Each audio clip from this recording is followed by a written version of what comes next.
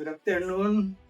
I am Engineer Eduardo Ron Fernandez, mechanical engineer by profession, and I am from Bato, Ilocos Norte. I was a working student before during my college days. Work as a quality control technician at Achievers Construction and Development Corporation, Manila. I am also an OFW from Republic of Iraq and the Kingdom of Saudi Arabia.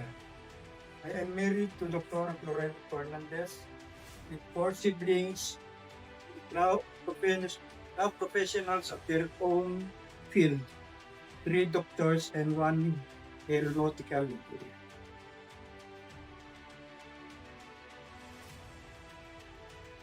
After 25 years, gusto na yun, sa aking palagay, maraming magbabago sa mundo, may magprogreso, may hindi rin magiging progressive, kagaya sa sa mga services, sa mga restaurant, may panahon na robot na ang magdadala ng pagkain sa inyong mga lamesa. Kagaya ng nangyari sa amin noon, nung kumain kami sa Korean barbecue sa LA, mag-order ka lang, robot na ang maghahatid ng pagkain sa inyong lamesa. Ang nagkababahala mga nangyayari ngayon dito sa atin, lalo na sa ating mga namumuno sa gobyerno na porado at ginagawa, ang Pilipinas siguro ay hindi magiging masyadong progressive. Sana magiging matino o mag-isip muna ang mga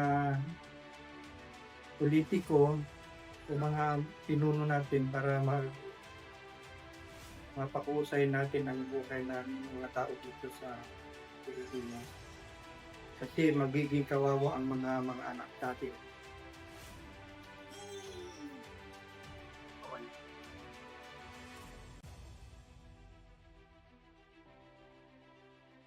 Kung sa mga kabataan ngayon ay mag-focus sila sa kanilang pag-aaral, iwasan ang masasamang bisyo at huwag masyadong magbabarkada. There must be also a good parent-student relationship. Ang payo ko sa mga kapwa ko parents ay huwag pagagalitan ang mga anak. Dapat kausapin sila ng mahinahon para hindi sila pagtanim ng setre. Ang dapat din, ang mga bataan ay makinig sila sa mga payo ng kanilang mga magulang. At dapat din mag-pray palagi para sa guidance ng ating Panginoon.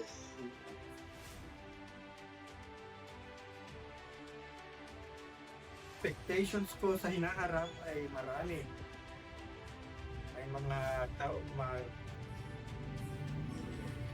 progress, may mga taong hindi rin ganong progreso dahil sa sistema ng gobyerno natin na parang wala sila sa wala silang ang lang nila yung sarili lang nila ang iniisip, ang kanilang kabuhayan, wala silang sa mga kabataan ngayon na nagpapakahirap, mga taxpayers na nagpapakahirap, tapos pupuraputin lang ang mga politiko.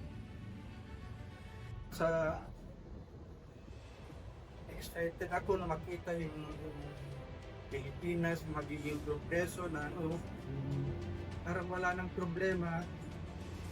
Kaya sana yung panahon na ang Pilipinas ay tinitingala ang mga ibang Asian countries. Yan lang. At sana usap-usap din ang Pilipinas. Advice ko naman sa mga kabataan ngayon ay mag-focus sila sa kanilang pag-aaral, mag-pray, magiging respectful sila sa mga parents nila,